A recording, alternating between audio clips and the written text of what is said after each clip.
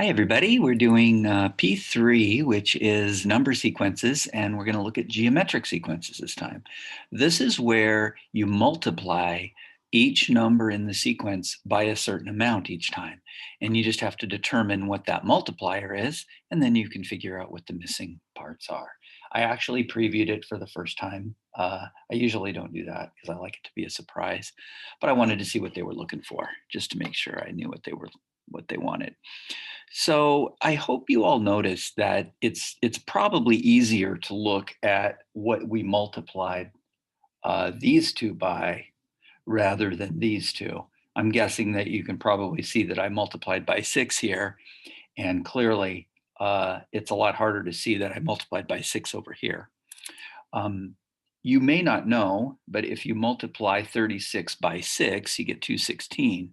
And that's because I've memorized some of my cubes. It's a good idea to memorize your cubes and your squares, especially your smaller ones, because they are going to come up. But you could take the 36 and multiply it by 6 on the side. 6 times 6 and carry the 3, and 18 and 3 makes 21, and you get your 216. But that's one of them that you do want to memorize is 6 cubed, 6 to the third power is equal to 216. The reason you want to memorize your squares and your cubes are for a lot of reasons, but especially when we get to logs and logarithmic type expressions and things like that, exponential expressions. You want to be able to play with some of these numbers. So anyway, that is 216. And that's it. So we're looking for what is the multiplier each time. In this case, it's pretty clear, isn't it? You multiplied and we multiplied, and I am absolutely sure you see it. We multiplied by 3, we multiplied by 3, and of course, we are going to multiply by 3. And that is 3 to the third power. And there's 3 to the fourth power. You probably recognize that as 9 squared. But it just so happens that that's the same as 3 to the fourth power as well. So lots of ways of looking at it. Anyway, that of course is 9 times 3, which is 27. All set. Let's take a look next. Oh, these are powers of 10, aren't they? We have 1, 10, 100, 1,000, 10,000. These are powers of 10, and so this of course is 10. There we go. Oh, we multiplied by 2. We doubled it, and we doubled it, and we double it, which 8 times 2, of course, is 16.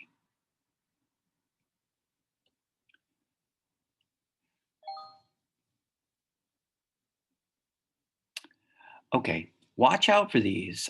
These are alternating negative, positive, negative, positive. And the reason that happens is because when you multiply by negative 10, you get a positive. And then you multiply by negative 10 again, and you get a negative.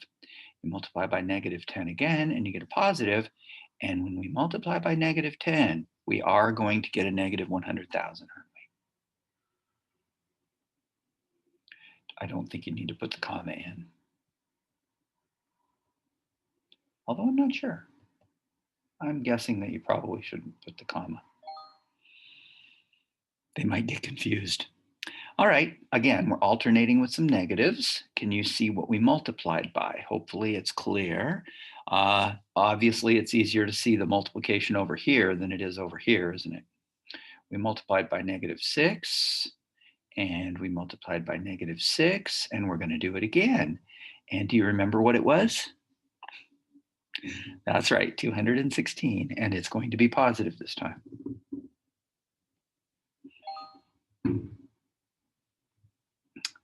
Oh, powers of 5. These are really good to know. This is times 5 gives you 5. 5 squared is 25. 5 cubed is 125. 5 to the fourth power is 625. And of course, our last one is 3125. If you're wondering how I did that, I basically did 5. I knew the 600 was going to give me my 3,000, but then I also have the 25 times 5, which was the 125 that I knew before. So basically, I'm taking 3,000 plus 125. That's how I did it in my head, in case you're wondering. Anyway, 3125. I did not memorize that one. Let's see. Okay, we're alternating with positives and negatives. And what did we multiply by? Darned if it isn't the same one again. We're multiplying by -6, aren't we? The trick here is that we are not multiplying by a nice easy number. It's going to be 648, I think, but we'll go ahead and multiply it out. And again, it is 648, and here's how I know. I'm taking 6 times 10 plus 8. Do you see how I did that? Oh, no, it's not. It's not 648. That's 648. 6 times 10 is 60 plus 48 gives me 128, doesn't it? Oops. Sorry, guys. It is going to be positive because I am multiplying a negative times a negative, and that's going to give me positive 128. If you want, you can always do the 18 times 6 on the side. It's going to be the 8, carry the 4, and 6 times. Oh my God, look what I did. Almost made a mistake. 108, not 128. Man, my brain isn't working today, is it? Okay, times 2, times 2. I hope you saw it. And times 2. That's going to give us our 40.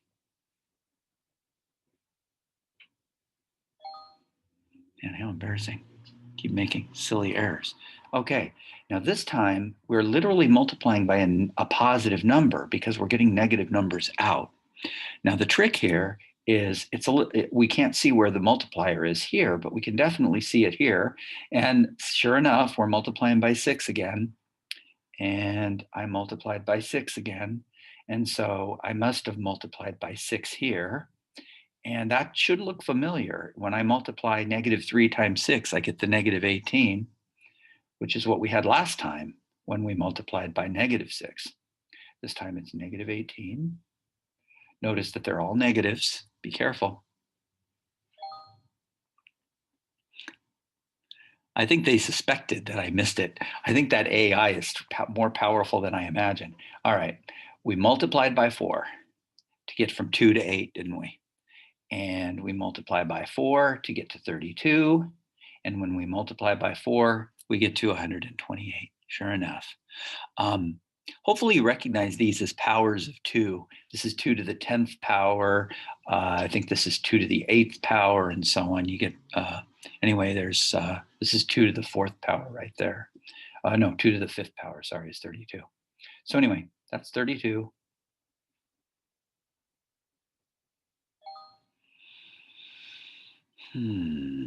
Oh, fractions. So we're multiplying. Remember, we're multiplying. 1/3 times 1/2 is the 1/6. And 1/6 times 1/2. Oh, I shouldn't do this. That's bad. Bad, bad, bad, bad, bad. Okay.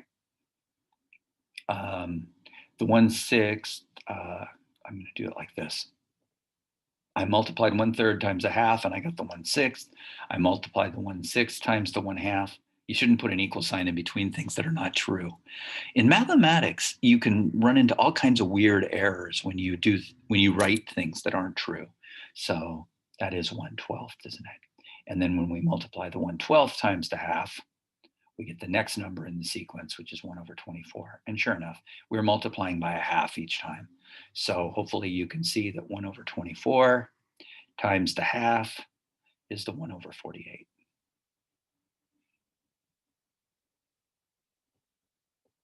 And it looks like they didn't give me the fraction bar, which is just fine. I prefer to put it in the sideways one anyway. All right. Oh, we're multiplying by 1/2 again.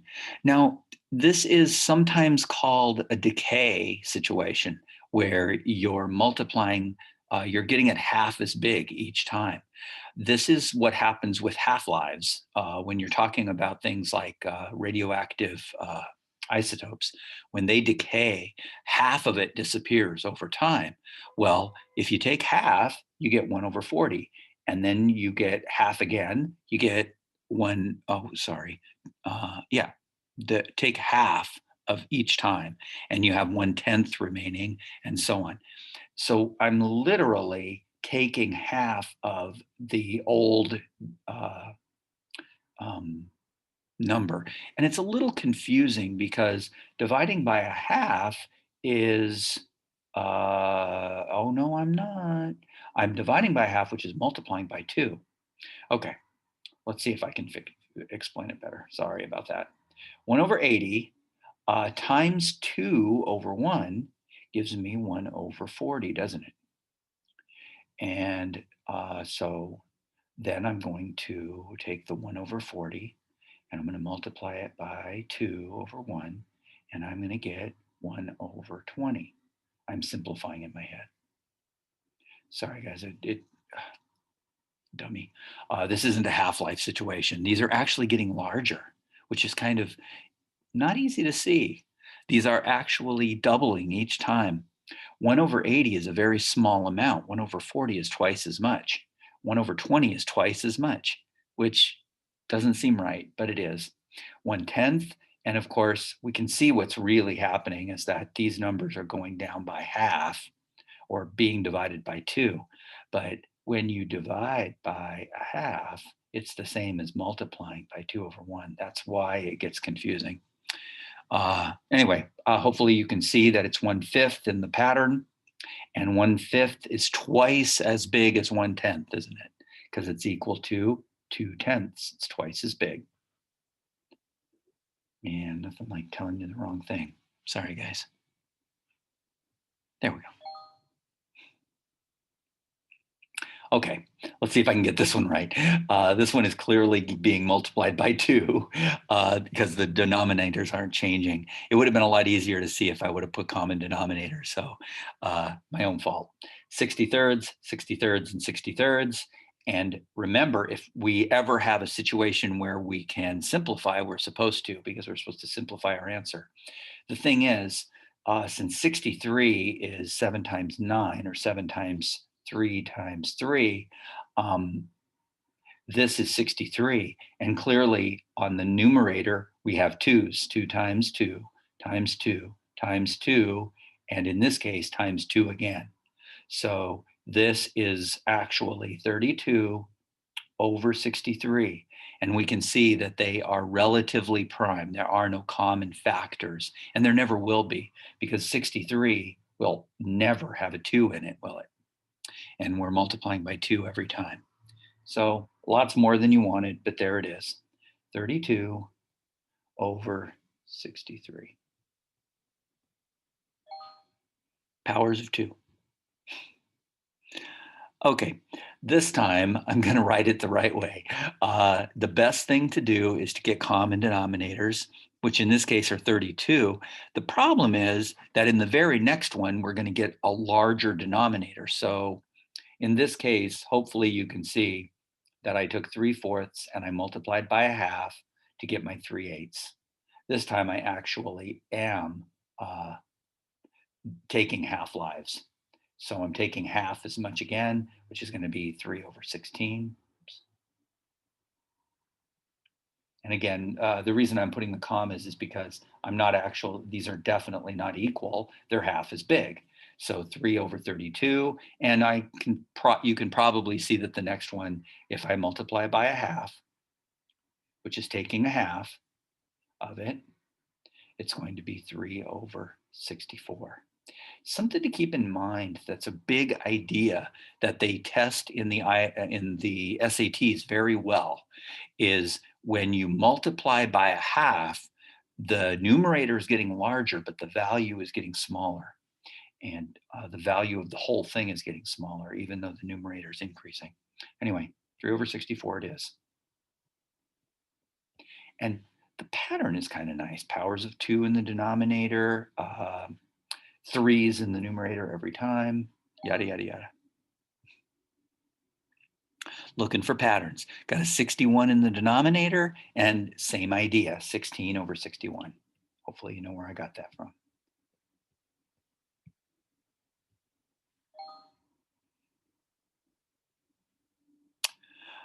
This time, oh, interesting. It definitely looks like we're multiplying by 2/3, doesn't it? It's a little hard to see in that first multiplier. From the 1/2 to the 1/3, it's a little hard to see the multiplying by 2/3, but it's a lot easier to see in the second one and the third one that we're multiplying by 2/3. If you take 1/3 times 2/3, you get your 2/9, don't we? And then when we multiply that by 2/3, we get our 4/27. It's a lot easier to see over here. What's hard to see is 1/2 times 2/3 is equal to 2/6, but that is the 1/3 that we got right there. And that can mess you up, can't it? So be careful. The next one, when we multiply by 2/3, we're going to get 8, be careful, not 6, over 81, aren't we? And you may be tempted to try to cancel those 8s, but keep in mind, 81 is really 3 times 3 times 3 times 3, and 8 is 2 times 2 times 2, and there are no common factors, so there is no simplifying that 8 over 81. Some people are going to say, oh, I can see now that I'm looking at least at this point, I'm looking at powers of 3 in the denominator and powers of 2 in the numerator. The 1/2 would kind of mess you up in this case. Anyway, there it is. Hopefully it's clear. Okay, looks like we've got another situation very similar. We're multiplying by 2/3 again. Do you see that it's the same one, isn't it? Except that we're going to go one more. So 4 over 81, and we're multiplying by 2/3. This time that 1/6 could have messed us up because that 1/6 cancels with the 2/3 and got us the 1/9. Anyway, we've got 4 times 2 is 8, and 3 times 81 is 243. And there it is. And again, this is a direct power of 3. This is 3 times 3 times 3 times 3 times 3, and 2 times 2 times 2. And there are no common factors in this.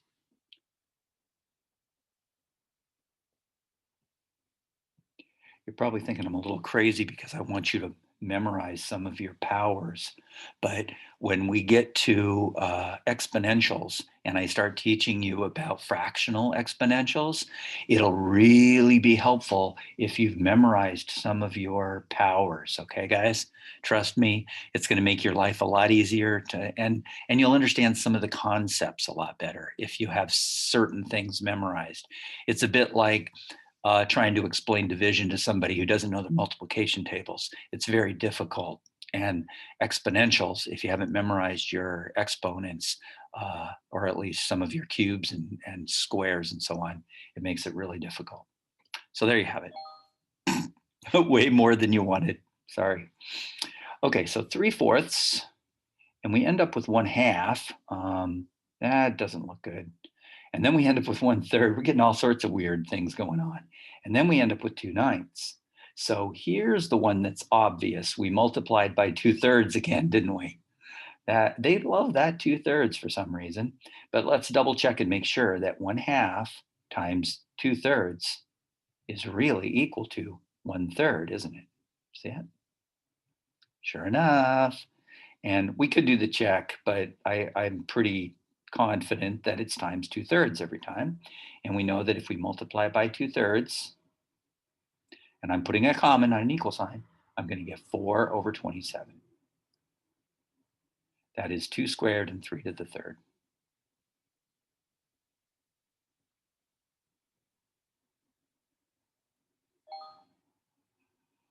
We're getting there. I'm sure you're anxious to get done. Oh, we're multiplying by 6. I multiplied by 6. I'm multiplying by positive 6. I keep getting negatives though. Looks like I multiplied by 6, and I did. And it definitely looks like I multiplied by 6, and I did. And this is probably safer to go ahead and multiply it out. you're probably going to be a lot happier with it. So we have our 0. 6 times 0 is 0, 48, and 4, and that's an 8, and we're carrying the 2. And we have 36, and 2 more makes 38, and we get 38, 880. It is going to be negative. Don't forget, those are all negative, so clearly our answer is going to be negative. We get negative 38, 880. Looks like 3 8s. There it is. A lot of people are going to grab a calculator, but it probably isn't necessary. I think it'd be all right. Let me close this out just in case that's going to show up. I don't think it will, but there we are. All right, let's take a look here. What do we got? Looks like they're all negatives, and we're just multiplying by 3, powers of 3. Hopefully you recognize those powers of 3, but don't forget it's going to be negative, and we're going to get negative 243, aren't we? Powers of 3. Oh man, they're going to make us do a bunch of them. Okay, these are powers of 6. I recognize them immediately. That is 6 to the first, 6 squared, 6 cubed, and we want the next multiple of 6, and it's 1296 maybe? But it's going to be negative because we're really multiplying by negative 6 each time, aren't we? Let's go ahead and multiply it so you can see it. That's 6, carry the 3, that's 9, and 12, 1296. And that is 6 to the 4th power. I know, I'm trying to force you to memorize things that you don't want to know. Get them out of my brain. Negative 1296, there we go. Negative 1296 is 6 to the 4th. There's 6 to the 3rd. Looks good. Okay, what's next? Powers of 3. And they're alternating, so it means that we multiplied by negative 3, multiplied by negative 3, and we're going to multiply by negative 3 again, and that's going to give us positive 243.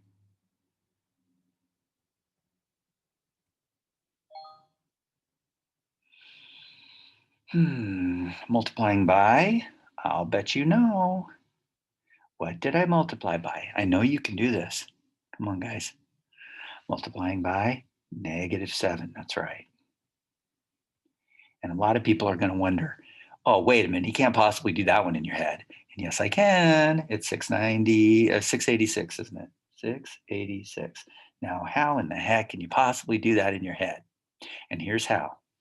You see, 98 is kind of like 100 minus 2. There's the negative involved, but I'm just going to ignore the negative for right now. And I'm going to multiply that by 7. Well, that's 700 minus 14.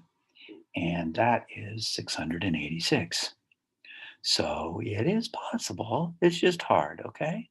And of course, you're more than welcome to take the 98 times the 7. 7 times 8 is 56. We have a 5. 7 times 9 is 63. And 5 more makes, 686.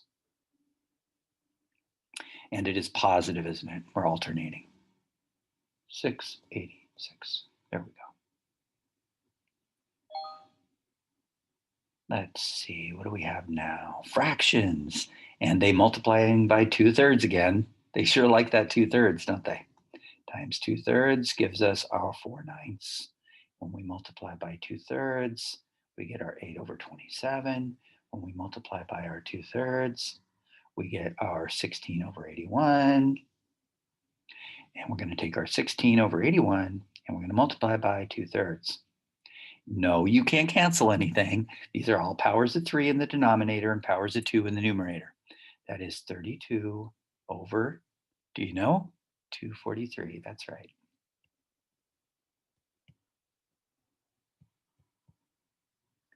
You guys can do this, I know you can.